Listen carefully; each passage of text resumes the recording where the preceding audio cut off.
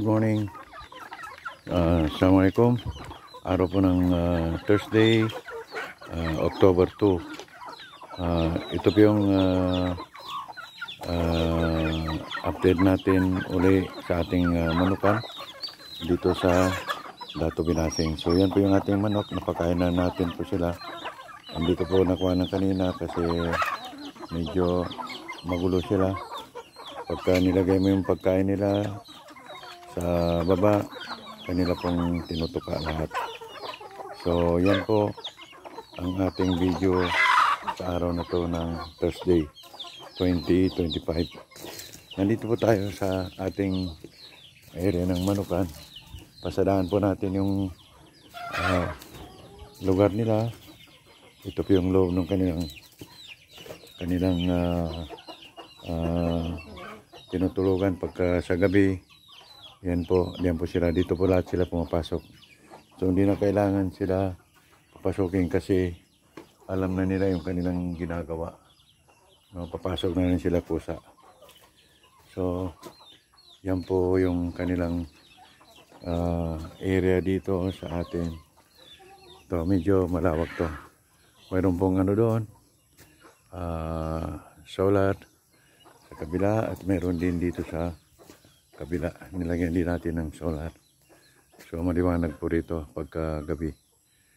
So mayroon pang area dito. Ang plano kasi namin dito ay buong na area na ito babakuran po namin dahil magpapakawala kami ng mga kambing, manok, baka, inshallah, para po bahala na sila maghanap ng kanilang pagkain at hindi mo na sila paproblemahin sa kanilang pagkain, itong mga manok na to.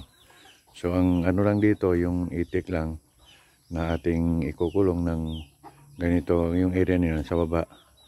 No, mamaya kukuha na rin natin ng video yung kanilang area. Dahil maglalagay po ako ng sako. Uy, ba't kaya nangyari? Uy, maglalagay po ako ng sako. So pangit itong nangyari ito sa aking camera since na nabasa siya. Ito na yung kanyang resulta. Bigla lang siya magbabibrate at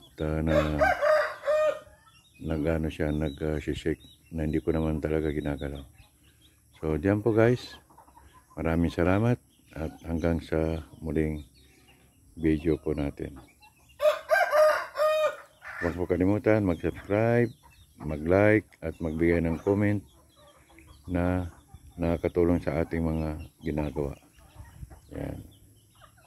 Ito po yung kauna-unang manok dito. 6 po sila pero ang natira lang ay 5. 8 po yan. Namatay yung 2, 3 at 5 na lang natira. So salamat.